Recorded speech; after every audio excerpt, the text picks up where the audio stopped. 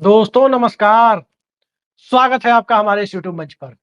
दोस्तों, जिस प्रकार से चंद्रबाबू नायडू ने पहली बार सरकार के और सरकारी संस्थाओं के, स्वायत्त संस्थाओं के रवैये के खिलाफ अपना विरोध दर्ज कराया और उस विरोध दर्ज कराने की प्रक्रिया के बाद जिस तरह से ज्ञानेश कुमार के आयोग के लिए परिस्थितियां उल्टी होनी शुरू हो गई।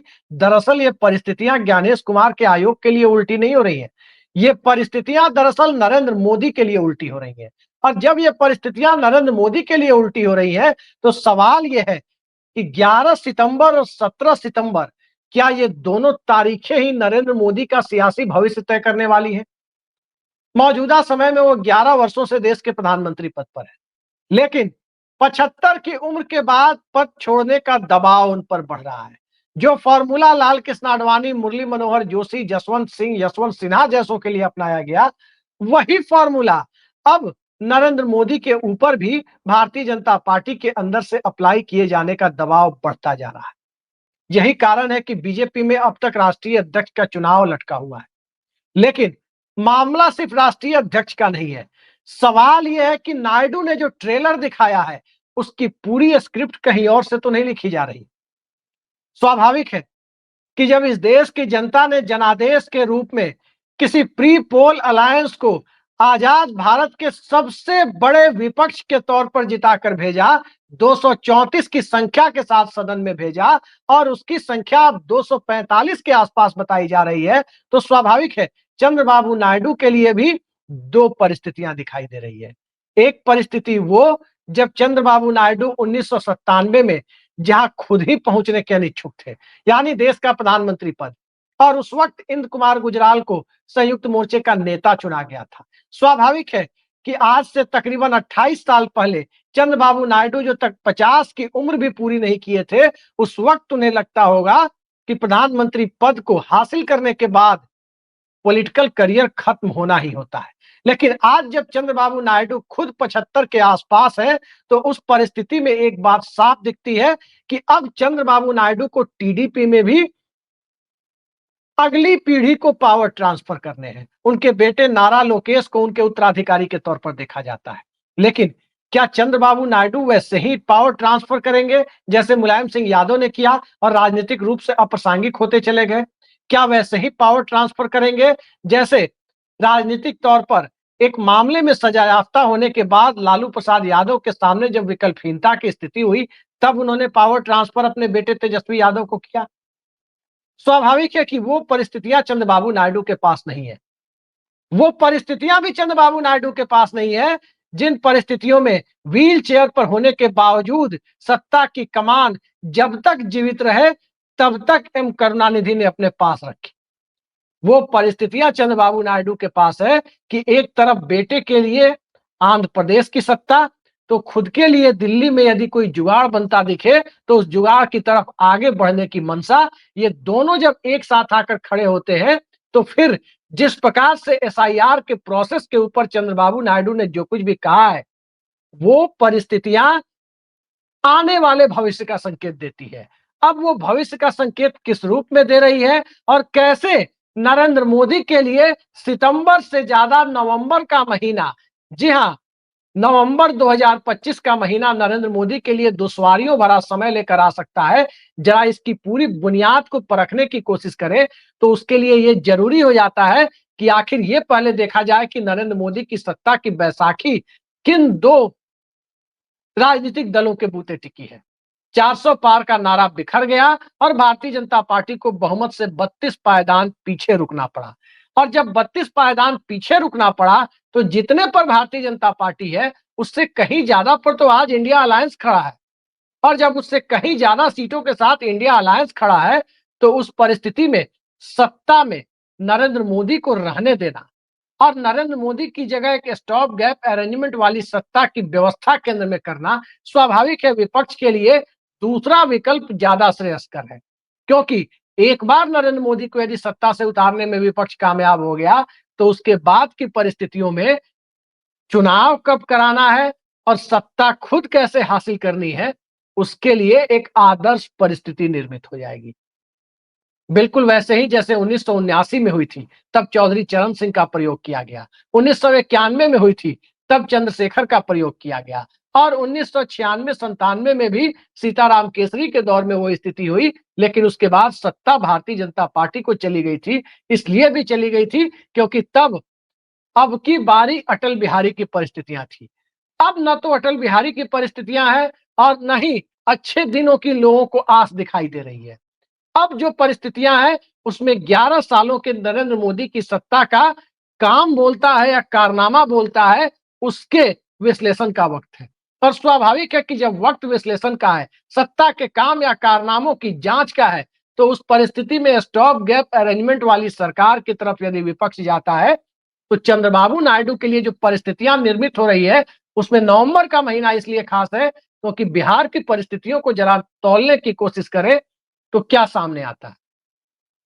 सामने यही आता है जो अमित शाह के इंटरव्यू में कभी टीवी में तो कभी प्रिंट मीडिया के माध्यम से आता है और जो आता है उसका लब्बो लुआब यही होता है कि अभी तो नीतीश कुमार मुख्यमंत्री है, चुनाव के बाद की परिस्थितियों का फैसला नए सिरे से होगा। और जब चुनाव के बाद की परिस्थितियों का फैसला नए सिरे से होगा तो क्या चंद्रबाबू नायडू के साथ नीतीश कुमार भी गलबहियां करते नजर आएंगे? क्या उस परिस्थिति में एकनाथ शिंदे भी गलबहियां करते हुए नजर आएंगे?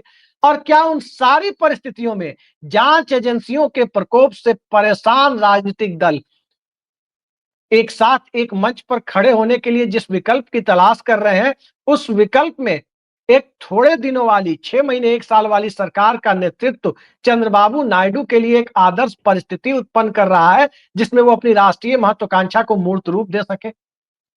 आज की तारीख में वो परिस्थितियां नहीं है जो 4 जून को लोकसभा चुनाव के नतीजे के तत्काल बाद थी।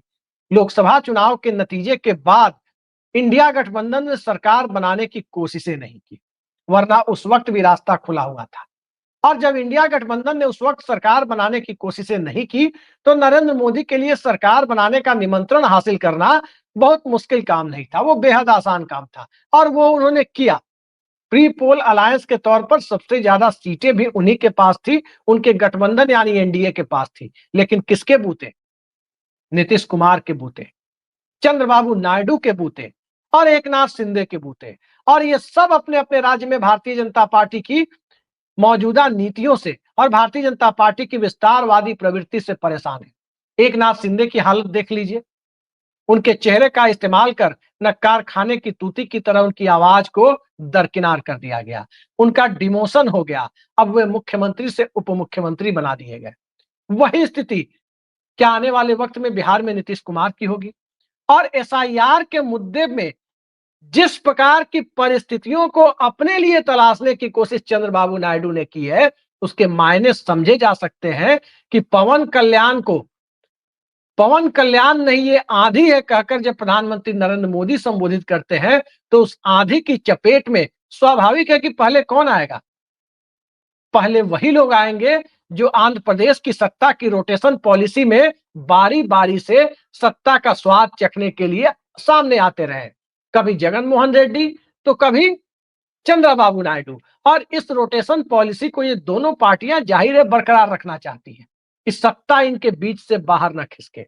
यही अंदर खाने की एक समझदारी उत्तर प्रदेश में विकसित हुई थी जब 15 सालों तक सपा बसपा का खेल चलता रहा।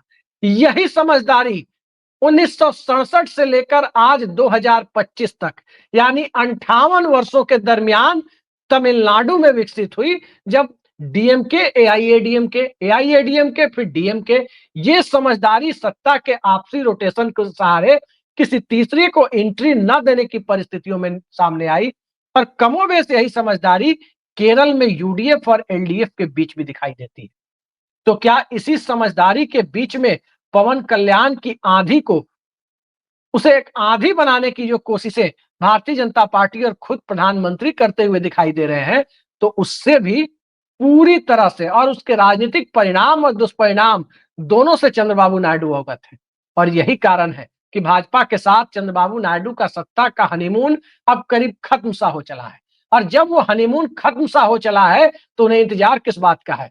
क्या इस बात का कि जब उनके 16 सांसद किसी और बड़े ग्रुप के साथ मिलकर के भारतीय जनता पार्टी को सत्ता से किनारे लगाने की कोशिश करें? और वो परिस्थितियां कब निर्मित होती है? जब नीतीश कुमार की पार्टी में भगदड़ मचती है। और भगदड़ कब मचती है? जब नीतीश कुमार की पार्टी में आधे इधर जाओ आधे उधर जाओ, यानी आरजेडी और भारतीय जनता पार्टी के लोग पोस्ट नीतीश कुमार के सक्रिय राजनीति से विदा होने की परिस्थितियों में अपने अपने लिए जगह तलाशने की कोशिश करते हैं। स्वाभाविक है, ज्यादातर सांसद नीतीश कुमार के मंडलवादी धारा से आते हैं, और जब वो मंडलवादी धारा से आते हैं तो भाजपा की बजाय विपक्ष की लाइन लेना उनके लिए श्रेयस्कर होता है। और जब विपक्ष की लाइन लेना उनके लिए श्रेयस्कर होता है तो उस परिस्थिति में चंद्रबाबू नायडू के लिए वो परिस्थितियां निर्मित होती है जिन परिस्थितियों में इस देश ने एचडी देवेगौड़ा को भी देखा है तो इंद्र कुमार गुजराल को भी देखा है। तो क्या राष्ट्रीय स्तर पर वो परिस्थितियां नरेंद्र मोदी की सत्ता के लिए एक चुनौती बनने वाली है? फिलहाल तो सत्ता स्टेबिलिटी यानी स्थिरता की बात करती है, लेकिन आज देश की परिस्थितियों को देखें तो स्टेबिलिटी और स्टेटस को के बीच के अंतर को, उस फासले को मिटा करके स्टेटस को ही स्टेबिलिटी के नाम पर इस देश के अंदर थोपे जाने की जो प्रक्रिया है, उस प्रक्रिया में अब आम जनता भी कहीं ना कहीं उबती हुई दिखाई देती है। तभी एसआईआर का विरोध भी हो रहा है, तभी इस देश के अंदर मोदी सरकार को 400 के नारे से भी कहीं ना कहीं नुकसान उठाना पड़ा, और तभी उत्तर प्रदेश में मंडल को कमंडल के ऊपर हावी होते देखा गया। लेकिन दिल्ली की सत्ता में गुजरात लॉबी की विदाई के लिए स्वाभाविक है कि जिन दो राजनीतिक खिलाड़ियों की सबसे ज्यादा जरूरत है वो नानी फैक्टर है, नायडू और नीतीश। नीतीश ने अपने लिए परिस्थितियां तलाशने की बजाय यथास्थितिवाद को प्राथमिकता दी है, तो चंद्रबाबू नायडू ने अपने लिए इसे एक उचित अवसर के तौर पर देखना तो शुरू नहीं कर दिया। हालात कमोबेश इसी तरफ इशारा करते हैं, क्योंकि कोई भी ऐसा सहयोगी दल दिखाई नहीं देता जो मौजूदा वक्त में भारतीय जनता पार्टी के साथ संशय भरे गठबंधन की राजनीतिक परिस्थितियों से खुद को बाहर निकाल पाया हो। वो परिस्थितियां तो तमिलनाडु में एआईएडीएम के साथ भी नहीं रही, वो परिस्थितियां जेडीयू के साथ भी नहीं रही, वो परिस्थितियां तो चिराग पासवान के साथ भी नहीं है, और वो परिस्थितियां न तो अजीत पवार के साथ है, न ही एकनाथ शिंदे के साथ है। लेकिन अजीत पवार की दिल्ली की सियासत के लिहाज से महज एक सांसद होने की वजह से कोई बहुत बड़ी अहमियत नहीं है। लेकिन अहमियत नहीं हो सियासत में और सत्ता में, एक वोट से इस देश ने सरकारों को बनते और गिरते देखा है। मौजूदा समय में गुजरात लॉबी सत्ता को छोड़ने से बचना चाहती है, सत्ता कायम रखना चाहती है, और इंडिया अलायंस के लोग अब उस परिस्थितियों को चलने नहीं देना चाहते जो परिस्थिति उन्हें दिखाई दे रही थी 2024 में, जिसमें नरेंद्र मोदी को फिलहाल बने रहने और अलोकप्रियता के और बढ़ने की उम्मीद की जा रही थी। अब तो सवाल संवैधानिक संस्थाओं के उपयोग और दुरुपयोग का है कि जब लोकप्रियता रहे या न रहे, यदि लोकप्रियता के पैमाने से उलट जाकर चुनाव प्रक्रिया को कथित रूप से प्रभावित करके ही जनादेश लाने की बात यदि विपक्षी दलों के दिमाग में बैठ गई हो, तो उस परिस्थिति में तो क्या नायडू, क्या नीतीश और क्या एकनाथ शिंदे, केंद्र में भी मधु कोड़ा प्रयोग से गुरेज नहीं किया जा सकता। और यही आज की परिस्थितियां हैं, और इस परिस्थितियों में चंद्रबाबू नायडू ने अपने लिए राजनीतिक माहौल की तलाश शायद शुरू कर दी है। आगे आगे देखते जाइए क्या होता है। नवंबर के बाद नरेंद्र मोदी के लिए दुश्वारियां बढ़ने वाली है, क्योंकि एक तरफ संघ का दबाव, दूसरी तरफ भारतीय जनता पार्टी के अंदर से उपज रहा असंतोष, तीसरी तरफ 75 पार का प्रेशर, चौथी तरफ सहयोगी दलों के अंदर की कसमसाहट, और पांचवी तरफ सह और मात के खेल में इंडिया अलायंस के गठबंधन के दलों का दिल्ली में निजात पाने के लिए मौजूदा सिस्टम और जांच एजेंसियों के साए में लोकतंत्र को चलाने वाली प्रवृत्ति से निजात पाने के लिए कोई भी चलेगा वाली मानसिकता में अब करीब करीब आते जाने की परिस्थितियों का निर्मित हो जाना। तो देखते जाइए अब सियासत का चाल और सियासत का चाल चरित्र और चेहरा किस रूप में नए परिवेश में आपके सामने आता है। आज के लिए इतना ही। नमस्कार।